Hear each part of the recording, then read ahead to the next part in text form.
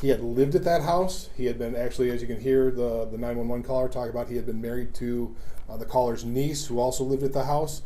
You heard in the 911 call talk about papers, PPO papers. The family had obtained PPO papers that day, just obtained them. They had not actually been filled out or served. So we don't know why he was there, quite frankly. He had been moved out of the house about a week prior. This is a Ring doorbell video, a screenshot from that, but he had been at the house a week before, living there, had moved out.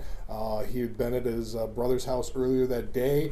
Why he was there, what drove him to be there, this was actually the second time he was there that night. He had shown up earlier, tried to use the door code, but they had changed the door code. And then he had left and then come back at approximately 1 in the morning. As you can see, I got the shot because clearly he's got a firearm. You heard that firearm. There's some photos as well. You can see the shots through the door. You'll see it on the video, but there's a circular kind of oval window that he kind of kicked out, shot out, that allowed him to gain access to open up the door, unlock the door, and enter through the front door at that point in time. He had been in the house. As you can see, there's about a dozen people. These are some still shots from the body cam. The body cam really doesn't show a whole lot. You're gonna see the officer's reactions, but these were some freeze frames where you can see him actually inside the house, and that wall, especially the one on the right you see it the best, is where he had actually went into.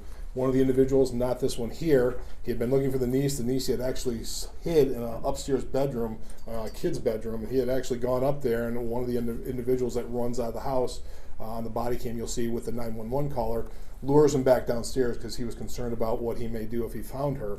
And then this is about the time he comes around the corner, sees the police, and then ducks behind that wall. And that's when, essentially after this, after the people flee, is when he comes around and points the firearm, that weapon you saw him with earlier, at the officers. The civilians are at that about time leaving the house, running out of the house in fear, and that's when the officers decide to fire. The first body cam here is Officer Bournes. Officer Bournes and Rotman are the two officers that are first on scene. This is his body cam. He was kind of in the lead during this. As I said, it's chaotic. You'll hear, unfortunately, there's a car alarm. There's a truck car alarm.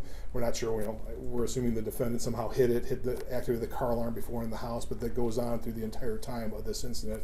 But you have to see, this is Officer Bournes' body cam. He's really the first officer and the one that fires the initial shots. And what did you say?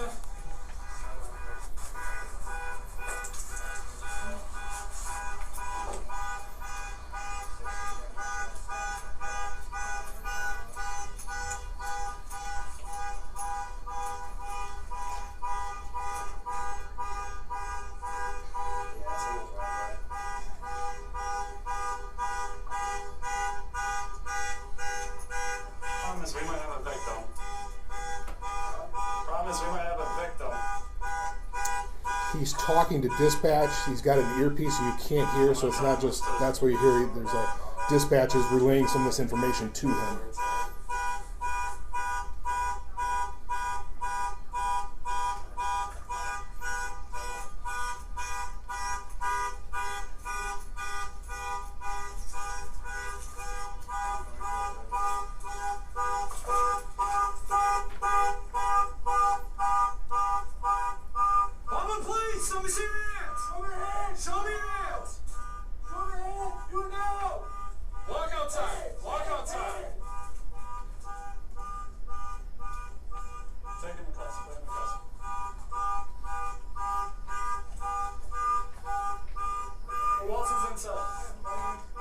Let me see your hands. Show me your hands. Show me your hands. Step outside. Black shirt. Do you have a black shirt? Yeah. Do you have a gun? Yeah, I have a gun. Back up. Back up. We gotta move. You guys gotta get that.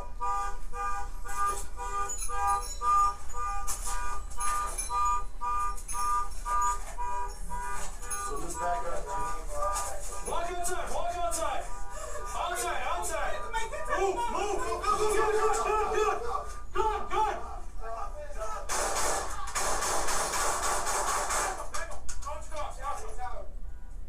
Shots fired. Shoot your hands! Hands!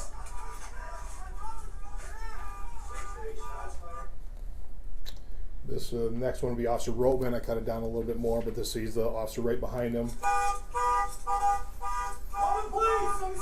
Show your hands, do it now!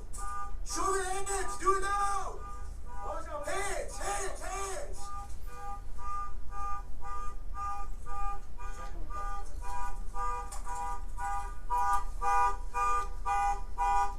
What's your name? My name is Victor. Let me see your hand, show your hand! Hold that way. Black shirt? See that black shirt? Yeah. See that gun? Yeah, have a gun. Okay. Back up. Yeah. You guys gotta get back.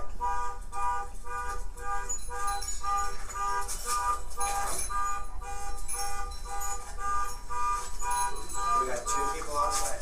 Walk outside. Outside. Move.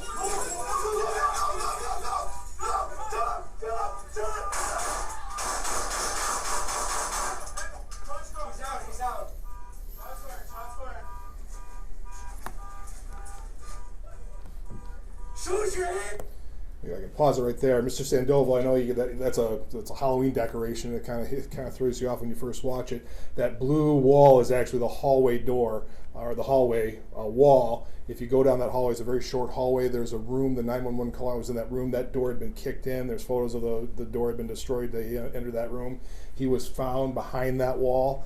Actually, the officers, there's 2 shots that actually struck him by the officers. One hit him, and I believe it was the left ear, went through the ear, kind of an entrance wound to the inside, exit wound, went through the neck. That was not fatal. There was another wound on his side, just below his rib cage. It did cause internal injuries. The ME said that was not fatal. Essentially what killed Mr. Sandoval there was a self-inflicted gunshot wound to the head. There's a clear gunshot wound to the head over above his ear, and there's soot in the wound. The ME said that's clearly a self-inflicted gunshot wound, and he was dead on the stairs. It took them quite a bit to evacuate the house. They didn't approach because they saw him with the gun. They didn't know his condition at that point in time, and they still had a number of civilians. There were a number of kids still upstairs that actually had to walk down through the scene and kind of over Mr. Sandoval. So